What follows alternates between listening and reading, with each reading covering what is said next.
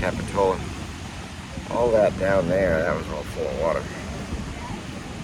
And now, water's receded, but all those restaurants are closed. The water, when I was here last, this was like not water. All the beachfront houses there, those are all walled off. And I guess the inspections are going on as we speak. So there you be. Once in 100 years.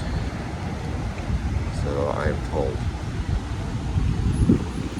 I ate that restaurant right there in the summertime. Fall. And that water wasn't there.